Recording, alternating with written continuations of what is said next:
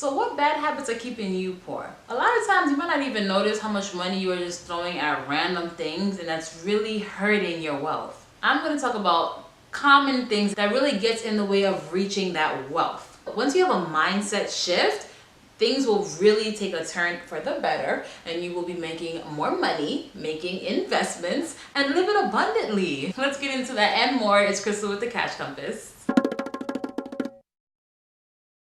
Alright, so welcome and welcome back. I am here to teach you all the things that school should have taught you about money, but they was too busy training you how to be an employee. Ugh. Be sure to subscribe because we talk about everything from personal finance to investing into the economy. So let's get into it. Alright, so the number one thing that people do that stops them from being rich is thinking that you're supposed to exchange time for money. Now again, I work a 9 to 5, so there is nothing wrong with working a 9 to 5, and in fact, your 9 to 5 can and should be funding your passion projects and your side hustles and your other streams of income. But I constantly see people saying, oh, I'm grinding, I just put in a 14-hour shift, getting my money up, and I just can't help but think, that's not how it's supposed to be. I know I might sound crazy, but I am not trying to work for 40 years. I'm sorry, I'm not. I'm trying to retire quick, fast, and in a hurry, okay? And when I say retire, just to let y'all know, I'm still gonna be working, but it won't be for the man. But the idea of exchanging time for money is just, you'll never reach optimal wealth that way because there's only so many hours in a day. You can only work for so long before you become burnt out. Having passive income, having scalable businesses, this is a way that you really reach wealth because your money is making money for you and you don't necessarily have to be there. Like I talk about in this video up here about having rental income and using real estate as an investment. I mean, it's one of the greatest ways to make money, right? Because you'll have a long-term tenant. Maybe you have to go, call somebody to fix a toilet occasionally, but that money will be coming in the first of the month all the time. You don't have to really put a whole bunch of work in. It's just kind of maintenance. The work is put in up front, and then after all that is done, it runs itself. That's the true way to create a lot of money without having to really waste a whole bunch of your time. And then you can focus your time on doing better things, like trying to find more money. And I know everybody's not built for that entrepreneurial lifestyle, and that is okay, but trying to find passive income is a good way to just kind of pad your retirement. It's a good way for you to build wealth and not have to depend on your job solely for income. Another thing that people do that stops them from being rich is being easily influenced. Now, I have been victim to this plenty of times where there was a point where I was getting that new iPhone, baby. Every single year, Crystal had a new iPhone. But now I have the iPhone 8. I've had it for a couple of years, and I'm faithful. I'm sorry. Okay? I don't see nobody else. Do not try to keep up with the Joneses. The Joneses are in debt. I saw it. They cannot afford it. You cannot afford it. If what you have ain't broke, don't fix it. Don't fall victim to let's go out for drinks. Let's go on vacation again for the 3rd time this month. Have a little bit of self-control because those things add up. Even going to Starbucks will add up. I used to spend like $150 at Starbucks a month. And if you're not keeping track of those things, it can really creep up on you. So definitely make sure you are keeping up and being very conscious of falling into temptation from friends. Doesn't mean you can't go out. It just means everything in moderation. I know you've heard that before. I want you to really think about the money that you're spending and determine is this what I want or is this what society says that I want? Do I really need the iPhone 11 with the 3 eyes looking at me? Or am I okay with my iPhone 8 that has a little crack, but you can't feel it when you put your finger on it? The only thing you should be influenced to do is hit that like button for the YouTube algorithm.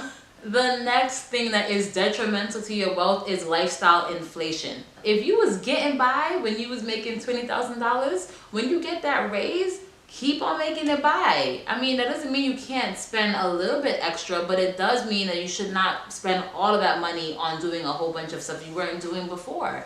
Try to live within a comfortable means. You don't have to have a brand new car. You don't have to have everything new and updated because you make more money. And I've talked about this before, but it's worth repeating. Just because you make more money doesn't mean you need to spend more money. If anything, you can invest that money and eventually your investments will be making money for you, and then you can spend that money. Also, for those people who get paid bi-weekly, you normally get paid twice a month. So there's 2 extra checks that you should be having that should automatically be going towards some sort of savings or some sort of investment or some sort of debt pay down, right?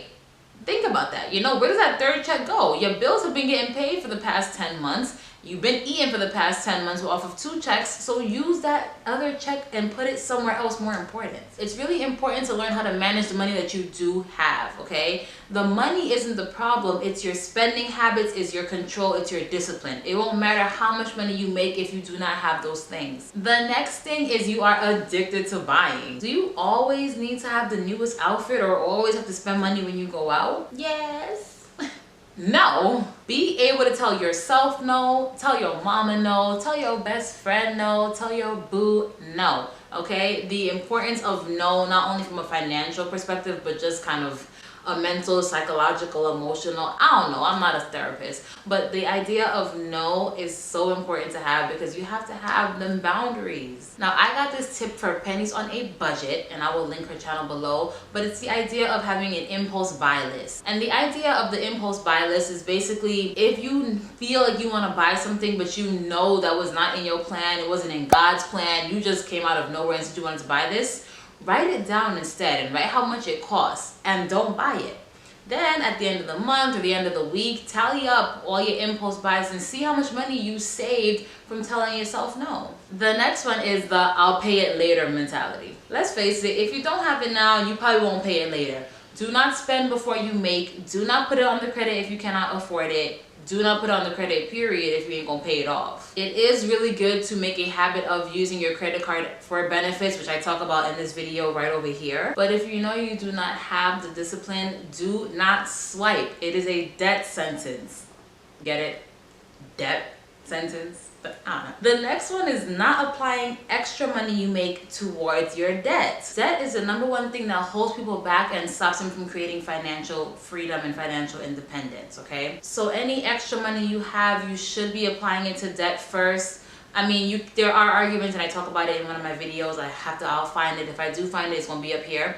But it's the idea of, should you pay off your debt first? Should you invest first? And everybody's situation is different, but if you have credit card debt, it's almost always a better idea to pay that off expeditiously. Interest rates have been going down on pretty much everything except credit cards. I saw a credit card for 27%. I mean, that's a lot of interest. I ain't interested in it. The reason why credit card debt is so detrimental is because it's variable and it'll creep up and you won't even know it. So you might have started off at 15, but next thing you know, you're at 18% and you didn't even notice. If you do have credit card debt, I will put a calculator in the description so you can see how long it will take you to pay off. So it's a really good tool to use. Alright, that is it. If you like this video, please like this video. Comment below and let me know what your thoughts are. If you have any video suggestions. If you want to just say hi, just talk to me. Be sure to subscribe and go ahead and watch some more videos. And as always, keep your money up.